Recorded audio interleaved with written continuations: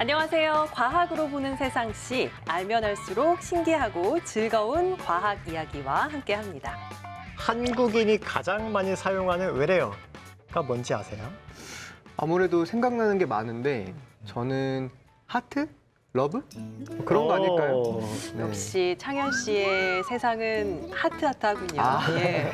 박사님, 저는 파이팅입니다. 파이팅 생각나요. 좋죠. 네. 두 분의 생각처럼 우리 일상이 하트하트하고 파이팅 넘치면 얼마나 좋을까요? 하지만 현실은 씁쓸합니다. 가장 많이 사용하는 외래어 1위, 스트레스라고 하는데요. 스트레스 이거 남일 같지가 않은 게 저 지난주까지도 중간고사 시험 스트레스 받았거든요. 네. 고생했습니다. 남들 같지 않다고 했지만 저도 마찬가지예요. 스트레스 앞에서 당당할 수 있는 사람이 있을까요? 우리가 정말 많이 쓰는 단어가 스트레스잖아요. 그렇죠. 그래도 다행인 것은 스트레스를 이기는 방법 있다고 합니다.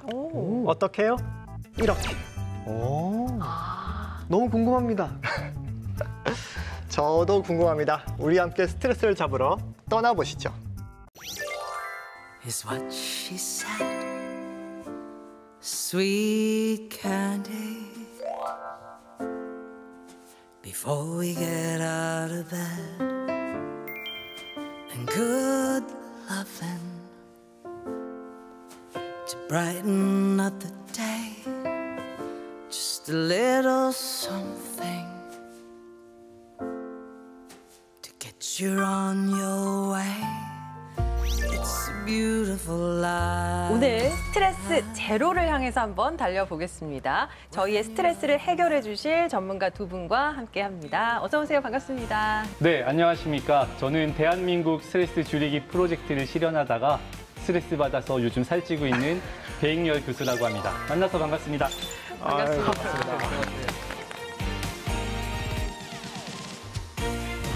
저는 따뜻한 포옹으로 스트레스를 줄이는 김지훈이라고 합니다.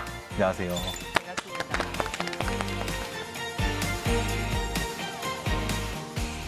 반갑습니다. 이제는 정말 헤어지고 싶은데 찰싹 붙어서 떨어지지가 않습니다. 이 스트레스.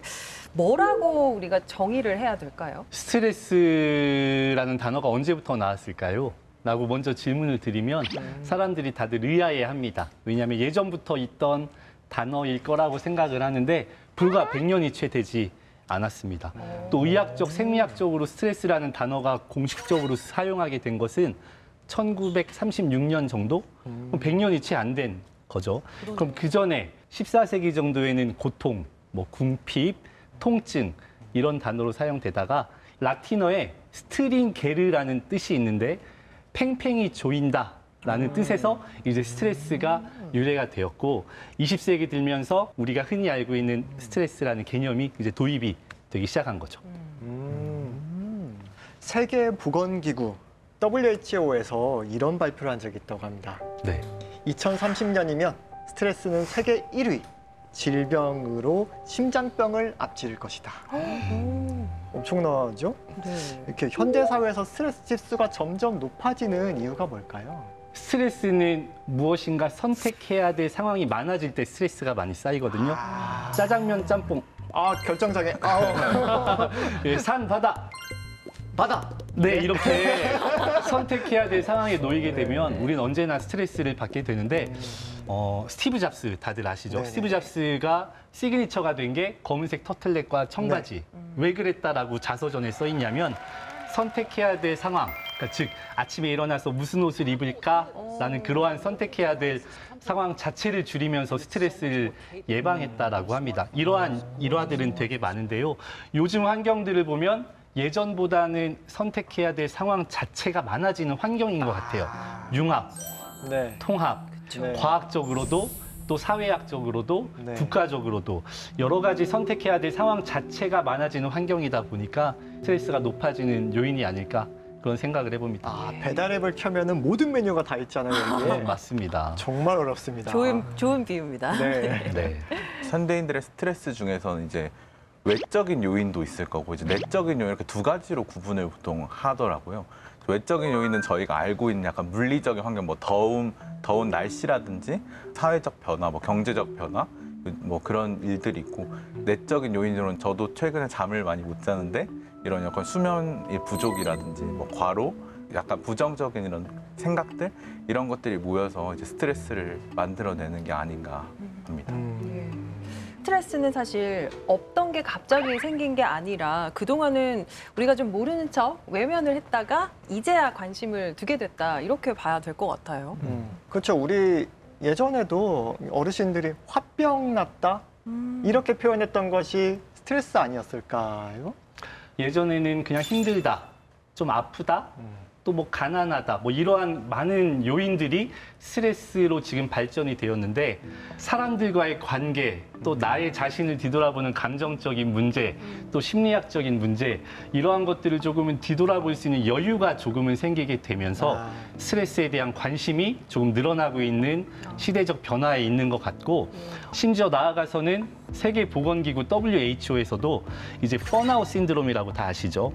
우리가 무기력감을 느끼고 아무것도 할 수 없는 그러한 증상을 번아웃 신드롬이라고 하는데 그것을 질병 코드에 이제 삽입을 하는 포함을 시키는 그러한 일들이 진행이 되면서 이제 스트레스에 대한 문제가 개인적인 사회 또 국가적인 차원 또 나아가서는 전 세계적인 그런 문제가 되면서 이러한 스트레스를 관리해야 되는 그러한 시간이 온 것 같습니다. 옛날에는 이 스트레스 받는다는 게 굉장히 좀 부정적인 시각에서 보였었는데 지금은 스트레스를 비롯한 부정적인 감정들을 되게 터놓고 말할 수 있게 되었잖아요. 아, 나 되게 스트레스 받아. 그런 면에서 좀 참 다행인 것 같아요. 네, 맞습니다. 스트레스는 다들 아시겠지만 우리에게 긍정적인 영향을 미치는 스트레스도 있어요. 그런 스트레스를 유스트레스라고 불리고 또 신체적, 감정적의 문제를 초래하는 나쁜 영향을, 부정적인 영향을 미치는 스트레스를 디스트레스라고 하거든요. 유스트레스는 어느 정도 긴장감을 가지게 되고 또 집중력도 향상시키게 되고 우리 몸에 참 긍정적인 문제를 초래하게 되는데 이제 디스트레스는 여러 가지 심리적인 또 나아가서는 신체적인 문제점을 초래하게 되는 거죠. 네. 그럼 우리는 유스트레스는 좀 어느 정도 올리고 디스트레스는 감소하는 방법을 찾아가는 게 우리가 해야 될 일이 아닌가. 그럼 대표님 혹시 이런 네. 스트레스를 측정하거나 확인할 수 있는 방법은 없나요? 스트레스를 내 자신이 뒤돌아볼 수 있는 방법이 하나가 있긴 합니다. 왜냐하면 내 자신이 힘들어지고 내 자신이 어떠한 한계에 부딪히게 되면 다른 사람들이 하는 모든 행동들이 다 답답해 보여요. 혹시 박사님이 답답해 보인 적 없으시나요? 전혀요. 아, 네. 혹시 때로는 팀 프로젝트를 학교에서 하다 보면 아, 저 친구는 왜 저럴까라는 답답함이 느끼는 그렇게 호소하는 학생들이 요즘 참 많아지고 있는 것 같고 또 그것을 넘어서 그 학생을 또 그 사람을 미워하는 마음까지 생기게 되는 거죠. 그러면 그것은 내가 내 자신이 스트레스를 받고 있다. 라고 자신을 되돌아볼 수 있는 객관적인 방법이고 이제 병원에서나 의학적으로나 또 과학적으로 스트레스를 측정하는 방법은 여러 가지가 있는데 오늘 아까 방송 전에 여러분들이 다 측정을 하신 걸로 알고 있습니다. 네. 제가 그래서 그 결과를 발표하도록 하겠습니다. 긴장됩니다. 긴장되네요. 아까 우리가 스트레스를 측정한 것은 자율신경 변이도라는 측정 장비를 통해서 검사를 했고요. 이 장비로 검사한 것은 여러 대학병원, 또 연구센터, 건강검진센터에서 하는 의료 장비로 측정을 하였습니다. 그래서 정량화시켜서 가장 없는 것이 1점, 그리고 가장 높은 게 10점으로 했을 때에 우리 스트레스가 가장 없으신 분은 창현 씨. 김지훈 대표님이십니다. 네. 김지훈 대표님은 스트레스 점수가 2점으로 나오셨습니다. 10점 만점 중에 2점으로 나오셨고 상당히 일을 하지 않는 것으로 분석되었습니다. 가만히 보면 농담이지만 스트레스가 2점으로 나왔다는 것은 다르게 말하면 스트레스는 누구나 다 받는 건데 스트레스를 대처하는 능력이 뛰어나다. 라고 미화를 시켜드립니다. 감사합니다. 아, 놀고 먹고 계신 건 아니군요. 저도 스트레스가 제일 높을 줄 알았는데 의외로 좀 낮고 제가 어제 잠을 잘 자고 와서 그런 게 아닌가 싶습니다. 이 스트레스 측정을 보다 보면 이게 수면하고 정말 깊은 에비던스가 너무나도 많다라는 연구 결과가 많이 있거든요. 그래서 어제 정말 잠을 못 잤던 것 같은 사람은 스트레스 1등이 나왔는데요. 그 결과 우리 아나운서님께서 스트레스 7점으로 1등을 하셨습니다. 박수 부탁드립니다. 아이고. 아이고 박수를. 아이고 어떡하시나. 네. 오, 그래서 네. 상당히 지금 일을 많이 시키고 있구나. 아니면 상당히 많은 일을 지금 감당하고 계시구나. 어제 혹시 잠은 잘 주무셨나요? 잠을 잘 잤거든요. 잠을 잘 잤다고 느껴도 네. 수면의 질이라는 게 있거든요. 우리가 수면의 질이 어느 정도인가를 한번 다시 되돌아볼 수 있는 그런 시간이 되었으면 좋겠고 네. 수면 얘기가 나왔으니까 잠깐 드리는 건데 혹시 잘 때 꼭 핸드폰 하다가 주무시는 분? 손?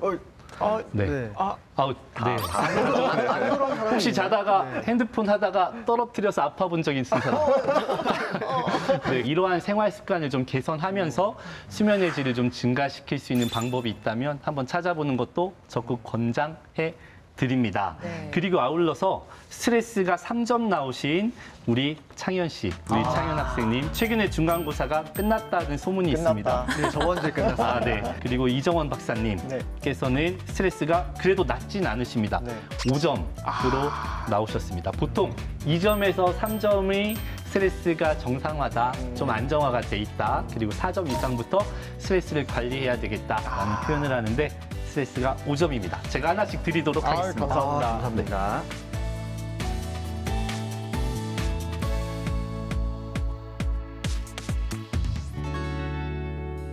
스트레스를 받는 원인은 각자 다 다양할 것 같은데 주로 어떨 때 스트레스 받으세요? 제 주변 경우들을 보면 이제 부모님하고 뭐 진로 문제 때문에 마찰이 빚기도 하고 또 친구들하고 이 대인 관계를 형성하는 과정에서 잘 맞는 친구가 있는 반면에 안 맞는 친구랑도 좀 계속 가야 되는 이런 게 있잖아요. 그런 점들에서 좀 사회적으로 스트레스를 많이 받지 않나 좀 생각합니다. 그렇죠. 사회생활 하다 보면. 숙제 같은 거 해야 되는 일이 있는데 아, 잘 손에 잡히진 않고 하기는 싫고 이런 상황에서 스트레스가 있는 것 같아요. 그렇죠, 그렇죠. 해야 될 게 많은데 체력이 받쳐주지 않을 때 그때 정말 스트레스 많이 받거든요. 예. 저 같은 경우는 야구를 개인적으로 많이 좋아하는데 네. 좋아하는 야구팀이 맨날 질 때 이럴 때도 스트레스를 받고 예. 또 잠을 자는 것을 상당히 좋아하는데 일과 육아에 지쳐서 잠을 잘 잘 수 없는 그런 상황이 네. 생길 때 저 같은 경우는 일단은 스트레스가 제일 없기 때문에 뭐 편하게 말씀드리면 뭐 가끔 날씨가 더울 때 이제 스트레스를 받기도 하고 또 제 사업을 하다 보니까 이제 밤을 새는 경우가 굉장히 많거든요. 밤을 샐 때 이제 좀 많이 스트레스를 받는 것 같습니다. 제가 앞서서 대표님 스트레스 지수를 알아서 그런지 네. 스트레스 받는다고 하시는데 입은 웃고 계시는 것 같아요. 사실상 편안한 스트레스인 것 같습니다. 뉴 스트레스인 것 같습니다. 이렇게 스트레스 받는 원인도 다양한 만큼 스트레스 받을 때 나타나는 신체적인 변화도 굉장히 다양할 것 같아요. 어떤 변화들이 있으신가요? 저는 스트레스 받으면 평소에는 소화를 상당히 잘 시키는데 소화가 살짝 안 되는 약간 얹히는 느낌? 그런 게 좀 있더라고요. 저도 굉장히 비슷한 게 막 밥맛이 없어지고 손에 땀이 엄청 나고 그리고 간헐적으로 머리도 되게 아프고 막 그래요. 실제로 스트레스를 받으면 심박수랑 혈압이 진짜 증가한다고 하고 저도 이제 스트레스를 받았을 때는 막 땀이 막 많이 날 때가 있더라고요. 뭐 발표하기 전이라든지 뭔가 긴장되는 상황 앞에서 뭔가 나도 모르게 이런 자율신경계의 변화에 따라서 뭐 땀이 난다든지 아니면 스트레스를 받는다는 걸 내가 확 느낄 때가 있는데 그 감정이 뭔가 여기서 오는 것 같다는 생각을 했습니다. 맞는 것 같아요. 네. 방금 모두가 말씀을 해주셨는데 이러한 모든 증상은 자율신경 균형이 안정화가 무너졌다라고 생각을 하셔도 될 것 같아요. 이 자율신경은 교감신경과 부교감신경으로 이루어져 있거든요. 교감신경은 어느 정도의 긴장감, 즉 교감신경이 활성화가 되면 우리 몸은 긴장감도 가지게 되고 집중력도 향상되지만 또 너무 과도하게 교감신경이 활성화가 되면 항진이 되면 불안하거나 또 초조하거나 그러면서 신체적인 감정적인 문제까지 초래하게 되고 또 공격적인 행동까지 나타나게 되는 거고요. 부교감 신경 같은 경우는 우리 몸을 진정시키고 차분하게 해주는 그러한 호르몬인데 부교감 신경이 또 너무나 또 과도하게 항진되면 우울감, 무기력감, 또 번아웃 신드롬까지 나타나게 되는 거죠. 즉 스트레스를 받으면 교감 신경이 많이 활성화되고 또 부교감 신경도 많이 활성화가 되면서 스트레스의 균형이, 즉 자율신경의 균형이 무너진다. 그러면 나쁜 스트레스, 좋은 스트레스 여러 가지 원인들을 알아봤는데요. 스트레스가 도대체 어떻게 진행되는 것인지 그 궁금증을 함께 풀어보는 시간을 마련했습니다. 이정원의 잡학사전에서 알아보겠습니다.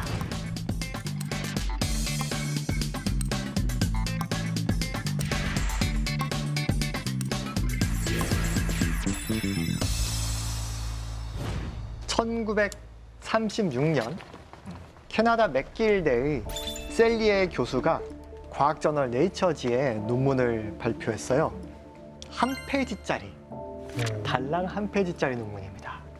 다양한 유해 자극으로 생긴 증후군, 일반 적응 증후군이라는 제목의 논문이었어요.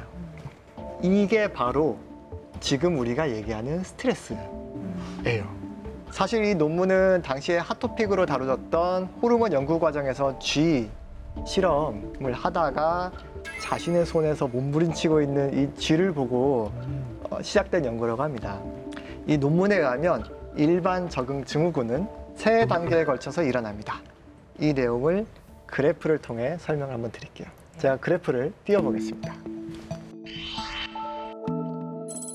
중앙에 가로로 보이는 하늘색 선 있죠? 이 선이 정상적인 저항 기준이라고 생각하시면 됩니다. 스트레스 요인이 발생을 하면 첫 번째로 경보 반응 단계가 발동하고요. 그럼 약간 출렁 하면서 저항성이 낮아지는 게 보이죠? 그러다가 아드레날린이 급속하게 방출되면서 약 48시간까지 심장박동과 혈압이 증가하는 현상이 생깁니다. 이게 자신이 가진 힘을 총동원해서 스트레스 받고 있는 상황을 경험하고 있는 거죠. 두 번째 단계는 저항 단계인데요. 아까 잠시 출렁하면서 떨어졌던 그 반응, 반작용으로 서서히 회복하기 위해서 평상시의 스트레스 저항 수준보다 올라가게 됩니다. 이때 몸이 굉장히 강해지는 느낌이 들고 면역 수준은 더 높아지고 스트레스를 견디는 순간이 오게 됩니다. 이 단계에서 스트레스가 사라지면 다시 정상으로 가는데 그렇지 않으면 마지막 단계, 소진 단계로 접어들게 되는데요. 스트레스에 길게 노출되면 적응 에너지가 다 소진돼 버려가지고 대항할 에너지들이 다 바닥나게 되는 거죠. 이렇게 스트레스가 매우 강하게 작용하면 건강에 악영향을 주지만 적당한 수준이라면 신체에 활력을 준다고 생각할 수도 있을 것 같아요. 우리 모두 스트레스는 2단계까지만 받고 적응하고 넘어갈 수 있도록 대처하길 바라면서 이종환의 잡학사전을 마치겠습니다. 네. 스트레스에도 1, 2, 3단계가 있다는 거를 처음 들어봤는데 우리가 소위 말하는 번아웃이 됐다라고 말하는 게 3단계에 해당이 되는 거죠. 그러네요. 그러면은 스트레스가 3단계에 진입하기 전에 무조건 막아야겠네요. 이 단계에서 우리는 잘 극복을 해야만 3단계 소진 또는 고갈, 익사우션이라고 표현을 하는데 그런 단계로까지 넘어가지 않도록 해주는 거죠. 그래서 병원에 가면 항우울제, 또 항불안제를 복용하기는 경우도 있고 또 때에 따라서 그렇게 약물로 버티기보다는 그 전에 우리가 스스로 조절할 수 있도록 노력을 하는 그런 자세가 필요할 것 같습니다. 그래서 제 생각엔 제일 중요한 건 2단계를 우리가 잘 극복해야 되지 않을까 이런 생각을 한번 해봅니다. 그리고 스트레스 관리해주는 게 중요한 것 같은데 말씀 들어보니까 어떤 사례가 있을까요? 네, 실제로 해외 유수한 실리콘밸리라든지 여러 기업에서는 이 스트레스 관리 자체를 기업 차원에서 그리고 복지 차원에서 제공을 많이 한다고 하더라고요.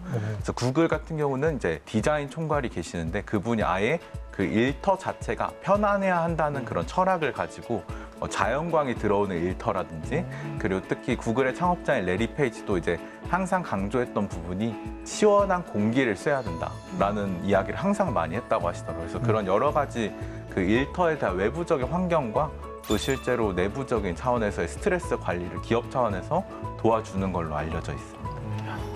그런 좋은 시스템들은 우리나라 기업들도 빨리빨리 도입을 좀 해줬으면 맞습니다. 좋겠습니다. 특히나 스트레스를 관리해야 되는 감정 관리를 받아야 되는 어떤 직종이나 계층도 있을 것 같아요. 많은 사람들이 스트레스 관리를 해야 되지만 또 특별히 감정 노동자들 또 이를 뛰어넘어서 긴장 노동자들이 있거든요. 예를 들면 대한민국의 소방관들 또는 경찰 또 군인 또 교대 근무를 하시는 많은 분들은 감정 노동을 넘어서 늘 긴장 상태에 있는 긴장 노동자라고 불리우고 있거든요. 이런 분들에게는 조금 더 산업 재해 예방 차원에서 스트레스 관리가 좀 더 필요하지 않을까.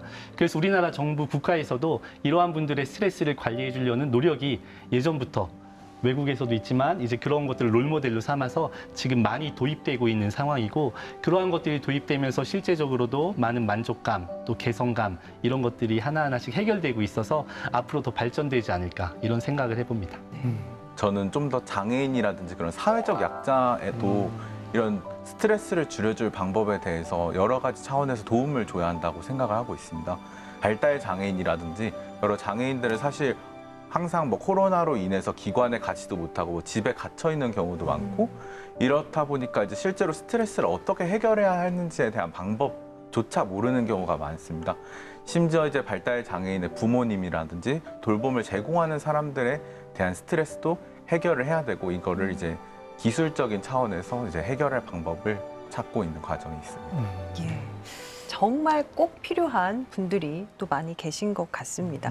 다행히 오늘 나와주신 두 분께서 과학으로 스트레스를 잡는 그 전문가시잖아요. 예, 그래서 과연 어떤 방법으로 스트레스에 접근을 하고 누구의 어떤 스트레스를 어떻게 해결하고 있는지 궁금합니다. 틈새 강연 부탁드릴게요. 네. 여러분도 혹시 포옹 누군가 안아줬을 때 어떤 느낌이 드시는지 궁금한데요. 따뜻하다. 네. 누군가 안아줄 때 되게 안정감을 받잖아요. 사실 그게 다 과학적인 이유가 있다고 하더라고요. 저희가 처음에 이제 주목한 것은 딥 터치 프레셔라는 효과였어요. 제가 써볼게요. 딥, 깊은 터치, 누군가 접촉을 하고 그게 압력으로 다가온다는 거거든요. 네, 그래서 이게 딥 터치 프레셔라는 효과가 있는데 심부 압박이라는 건데 이제 사람의 신체에 적절히 압력을 가해주면 부교감 신경을 자극하고 또 자율신경계를 자극해서 안정감을 주는 호르몬이 옥시토신이라는 호르몬이 나온다는 것을 알게 됐어요. 포옹을 할 때. 노스캐롤라이나라는 대학교에서 발표한 연구에 따르면 포옹이 혈압을 낮춰주고 이 옥시토신 분비가 높아지는 것과 연관이 된다고 하더라고요. 근데 이게 그때 연구에서는 사실 연인이나 부부 사이에서만 이 포옹이 안정감을 준다로 알려져 있었어요. 그래서 실제로 이거에 이제 호기심이 생긴 다른 이제 카네기 멜린 대학교의 머피 박사님께서 실험을 해보니까 꼭 연인 사이가 아니더라도 친구 사이에서도 스트레스를 줄여주는 연구 결과가 발표됐고 이거는 이제 다음 날까지도 연결돼서 긍정적인, 부정적인 감정을 잘 안 나타나게 하는 연구로까지 이어졌다고 하더라고요.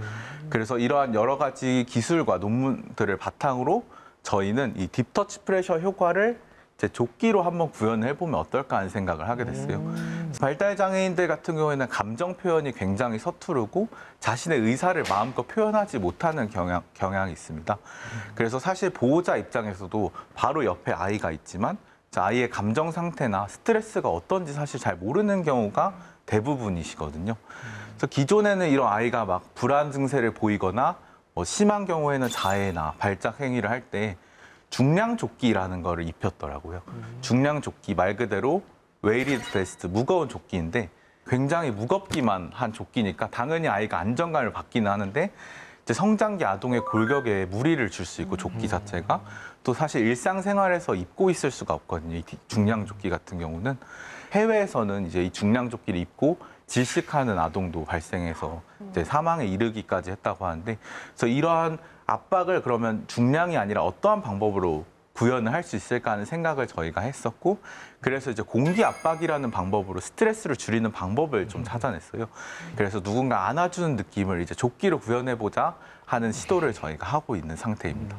수많은 발달 장애인들 부모님들을 만나보면서 그분들이 어떤 부분을 가장 어려워하고 있는지를 분석을 해보았고 바로 옆에 있는 아이의 스트레스 상태를 알고 싶은데 알 방법이 없다는 것이었습니다.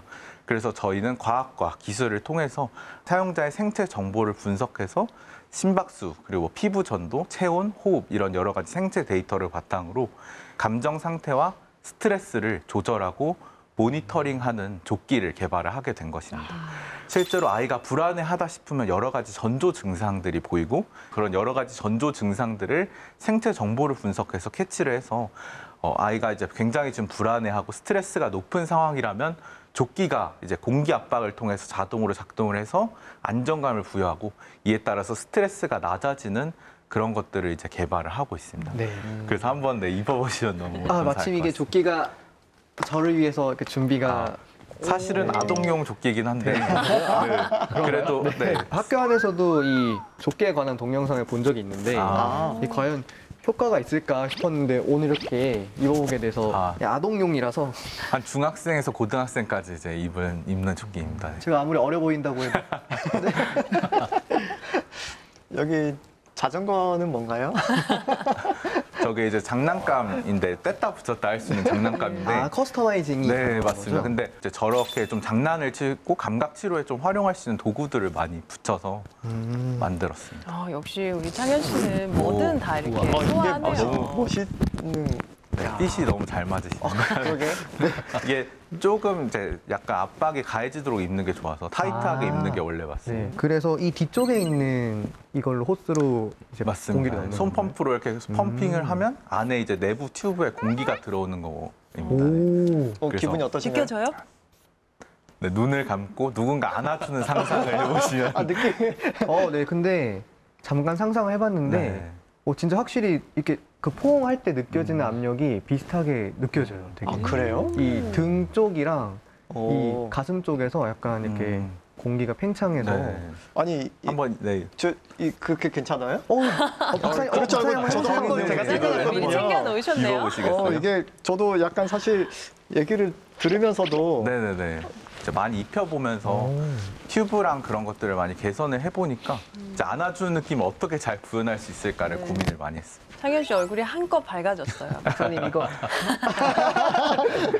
박사님 부지런히 펌프 하셔야 될 것 같은데. 저는 아직 전혀 근데 사이즈가 커서 네. 이걸 아마 한참 해야 이렇게 수동으로 하는 것도 있지만 사실은 이제 생체 정보를 수집을 해서 뭐 워치라든지 다양한 센서를 통해서 수집해서 이제 자동으로 조끼가 작동해서 이제 굳이 이렇게 근력 운동을 하지 않아도 이제 보호자 입장에서도 바로바로 실시간으로 착용자의 지금 스트레스나 감정 상태 같은 걸 확인할 수 있고 아니 근데 이게 네. 체온을 느끼거나 숨결을 네네네. 느낄 수 없는 그러니까 네네네. 생명체가 아닌 것과 포옹하는 느낌이 난다는 게 되게 신기하긴 하네요. 네. 이제 실제로 어떤 부분에 압력이 더 가해졌을 때 어깨 부분에 효과가 있는 친구들도 있고 아니면 등에 이제 공기가 들어가서 체형 교정을 원하는 친구도 있고 다양한 효과들이 있는데 여러 가지 좀 방법을 고민해서 안아주는 느낌을 잘 구현하는 게 저희의 핵심일 것 같습니다. 네, 스트레스는 제가 많이 받는데 왜 두 분이 이렇게 입고 하나, 계신 네. 거예요? 네. 근데 정말 되게 마음이 편해졌어요. 아. 이게 뭐 그 과장 그런 게 아니라 정말로. 이야.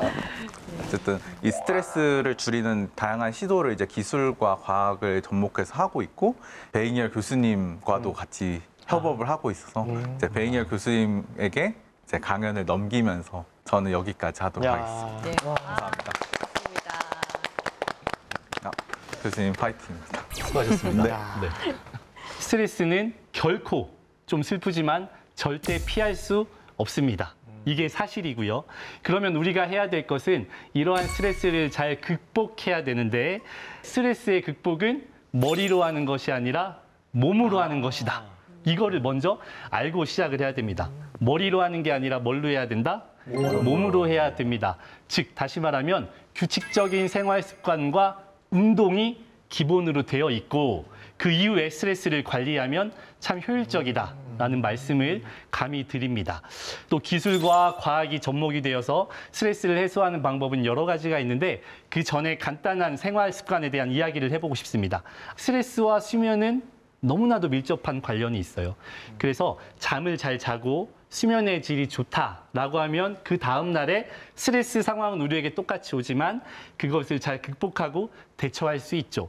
즉 수면의 시간을 한번 잘 지켜보자라고 하는 것을 첫 번째 말씀드리고 싶고 두 번째로는 나 자신을 한번 뒤돌아보는 겁니다. 다른 사람하고 비교하는 게 아니라 어제의 나와 오늘의 나를 한번 비교해보면 이것도 우리에게 참 긍정적인 효과를 줍니다.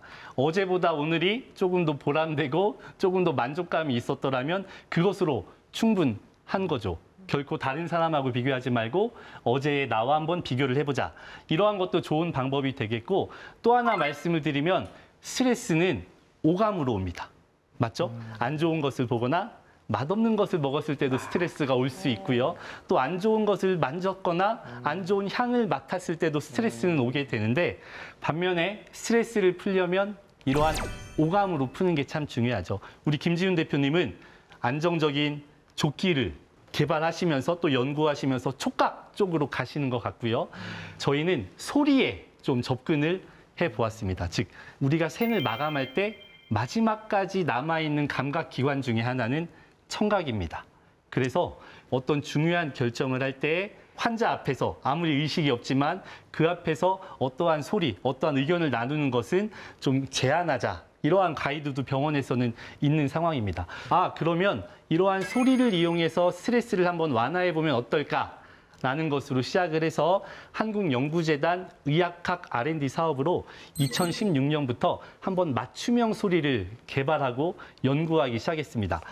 여러분, 심장박동을 한번 느껴보시면 좋겠어요. 이렇게 심장박동을 느끼면 1분에 60회에서 100회의 심박동수를 누구나 다 가지게 돼 있습니다. 저는 참고로 1분에 72회의 심장박동을 뛰고 있고요. 아까 우리가 모두 스트레스를 측정했는데 각자마다의 결과지에 보면 나의 심박동수가 있습니다. 그러면 이러한 심박동수와 맞춤형 비트의 소리를 접하게 된다면, 그리고 우리가 심장이 쿵쾅하고 뛸 때 이러한 그래프를 나타내게 되는데, 이러한 그래프를 심전도 파형이라고 하거든요. 이러한 심전도 파형과 동일한 싱크효율을 맞춘 음파를 적용하게 된다면 어떨까요? 그래서 나를 닮은 소리다라고 감히 표현을 할 수 있는데, 올림픽 선수가 72회의 심박동수를 가진 선수가 듣는 아리랑을 지금부터 잠시 들어볼 수 있도록 하겠습니다.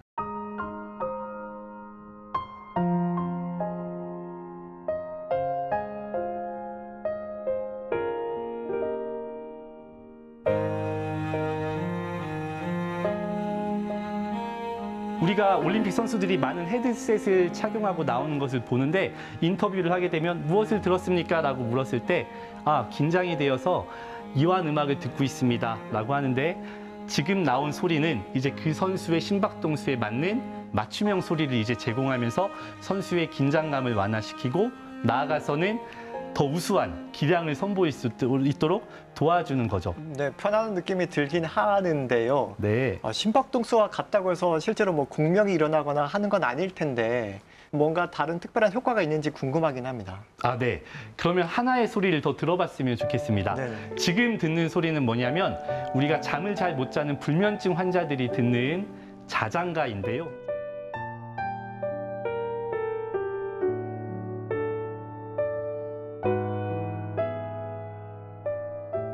방금 우리가 자장가를 들었는데 우리 아나운서님 혹시 어땠나요? 네, 벌써 졸린 것 같습니다. 이렇게 보통 일반적인 자장가가 있지만 나의 심박동수와 맞는 자장가를 들었을 때 우리는 조금 더 안정감을 느끼게 되는 것이죠. 또 나아가서는 연구 결과를 보면 자율신경의 균형이 150%에서 많게는 250%까지 안정화가 된다라는 연구 결과도 있습니다. 마지막 소리를 하나 더 들어보고 싶은데요.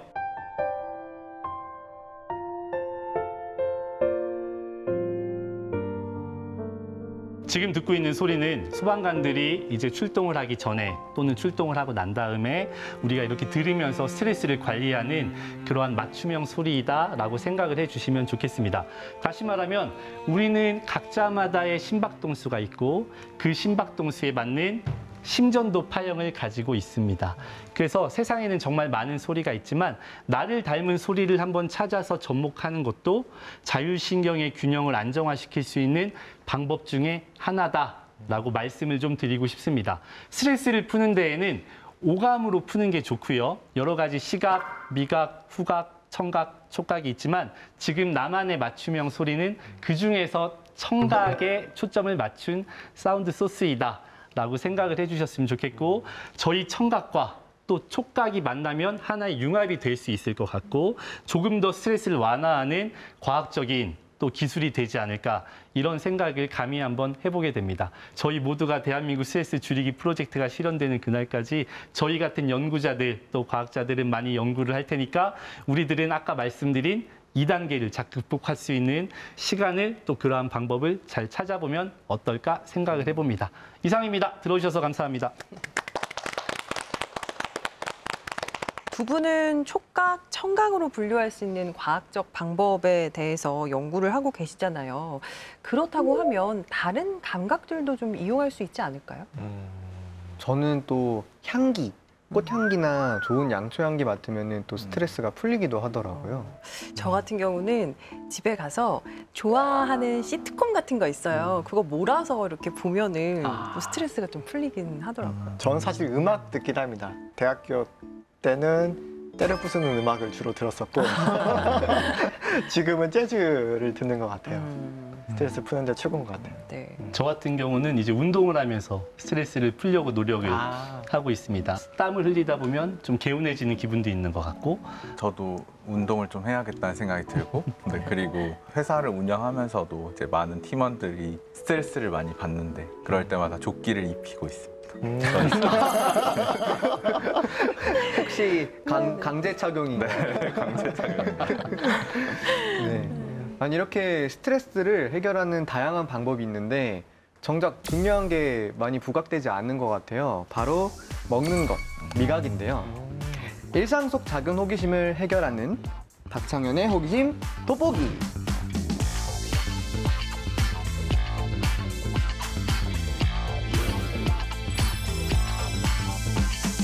이게 호기심이 채워지면은 여기 불이 들어오니까요. 우리 다 같이 네. 힘을 합쳐서 이 불을 켤 수 있도록 그런 한번 거였어요? 노력해볼게요.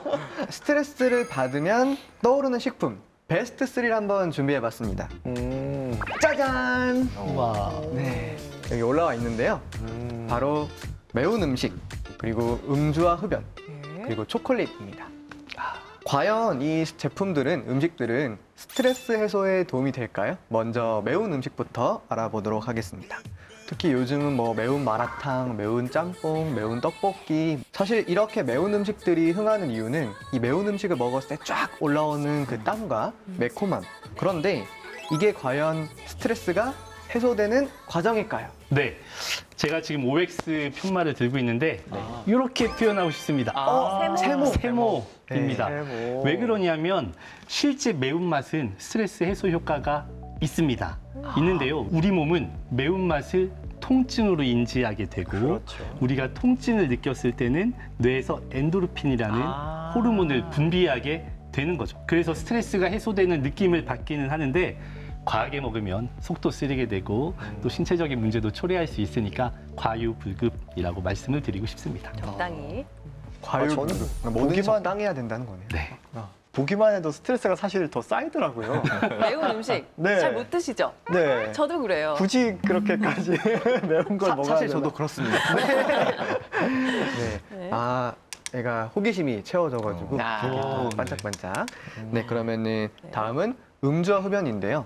친구들과 간단히 퇴근 후에 뭐 술 한잔 하면서 스트레스를 푸는 사람들도 많은데요. 실제로 이 음주와 흡연이 스트레스 효과가 있을까요?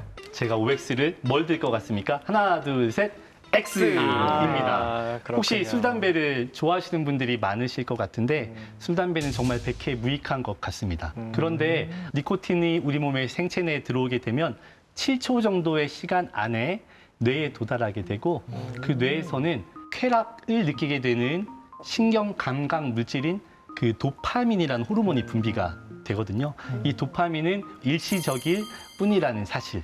그래서 다시 말하면 흡연을 하거나 술을 마시거나 하면 일시적인 도파민 때문에 스트레스가 완화되는 느낌은 있지만 장기적으로 봤을 때 우리 건강을 해치고 악영향을 미치는 큰 요인이다.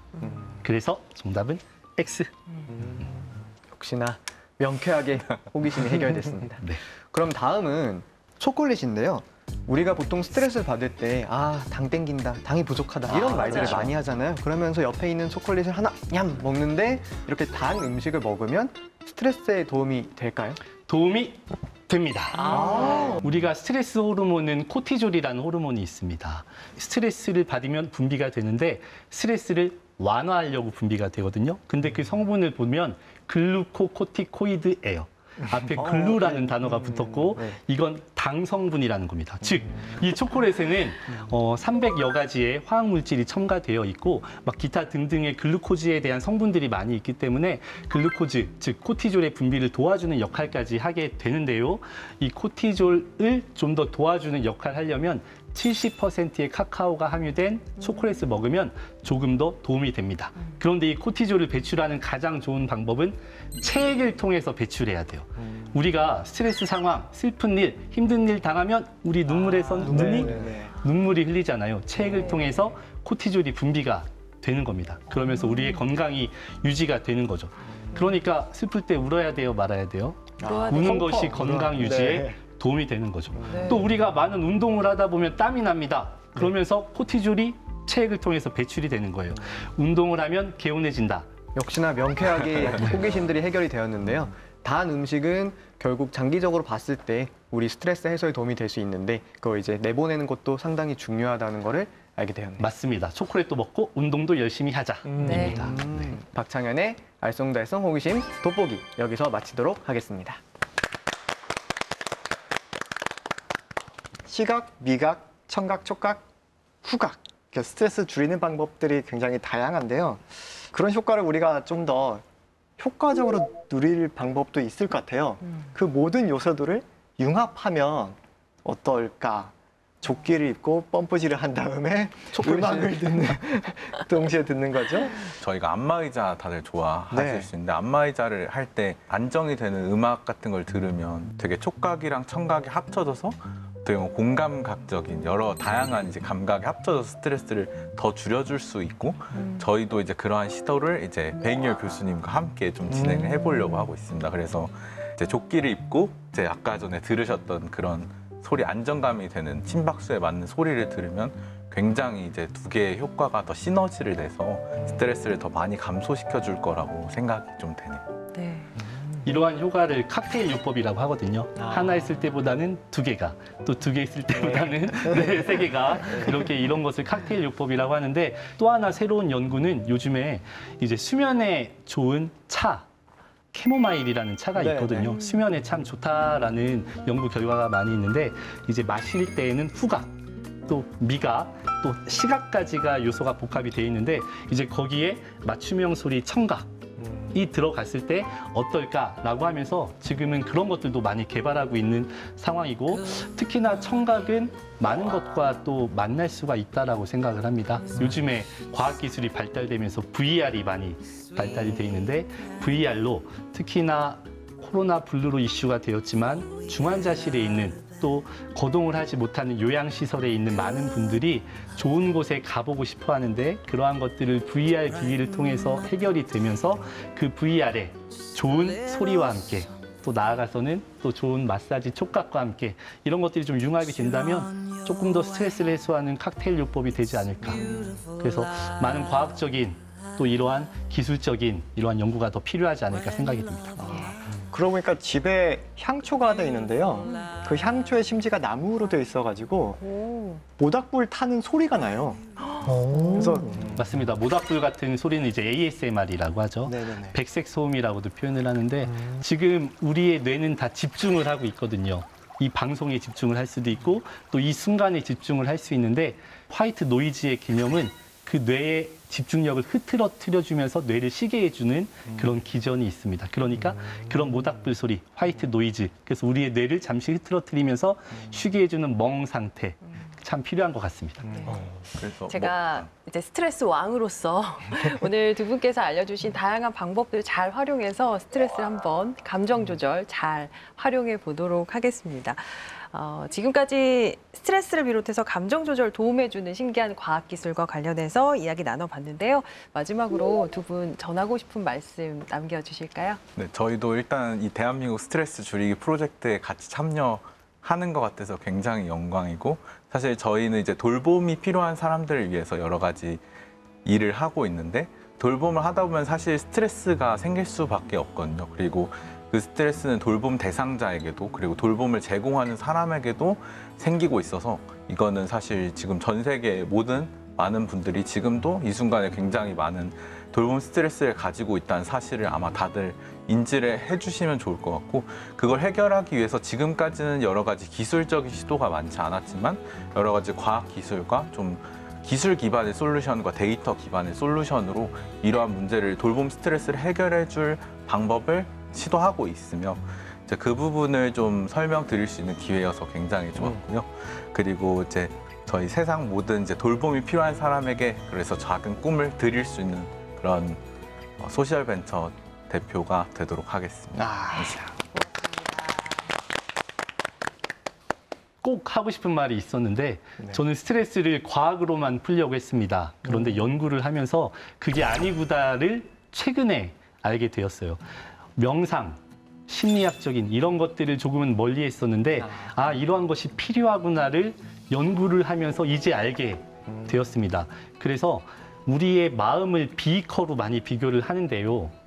저는 개인적으로 너무 중요하다고 생각을 하기 때문에 우리의 마음은 비커다. 네. 비커를 가지고 태어나는데 거기에 깨끗한 물이 담겨 있는데 살아가면서 검은색 잉크 한 방울씩이 오면서 이제 혼탁해지는 거죠. 네. 우리의 경험이 될 수 있고 또 안 좋은 기억이 될 수 있고 뭐 상처가 될 수 있는데 다행히도 이 비커는 점점 우리의 마음이라고 비유하면 커지게 되고 이것이 절대 잊혀질 수는 없지만 외상 후 스트레스로 남을 수는 있지만 그것을 조금 더 깨끗하게 하려면 깨끗한 물을 넣어주면 되지 않을까라는 결론을 내리게 되었습니다. 그러면 깨끗한 물이 무엇일까라는 생각을 해봤고 그것은 굿 메모리이다.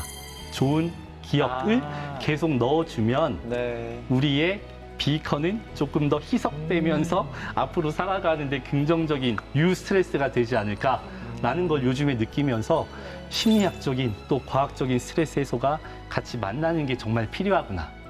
그래서 우리 모두가 그런 대한민국 스트레스 줄이기 프로젝트가 실현되었으면 좋겠습니다. 새겨 듣겠습니다. 예, 자, 이제 제가 가장 기다리는 시간입니다. 한 줄로 정리해 주세요, 박사님. 네, 좋습니다. 스트레스는 인생이라는 멀고 긴 길을 함께 걸어가는 반려견이다. 오. 네, 너무 멀어서도 안 되고 너무 가까워서도 안 되고 그러나 떼어놓을 수 없는 항상 함께 걸어가야 되는 산책하는 우리 강아지를 떠올려 보았습니다. 네, 역시 오늘도 저희의 기대를 저버리지 않으시네요. 예. 피할 수 없으면 관리하라. 스트레스를 마주하셨다면 참고 피하기보다는 나에게 맞는 관리법을 찾아서 일상에 도움이 되는 좋은 스트레스로 만들어 보셨으면 좋겠습니다.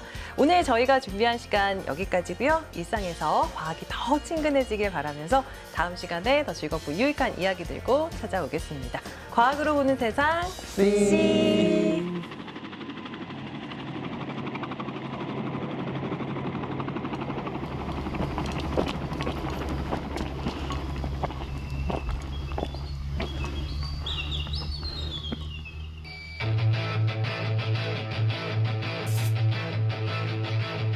창밖을 걷어라 너의 좁은 눈으로 이 세상을 껴보자 창문을 열어라 세상을 열어라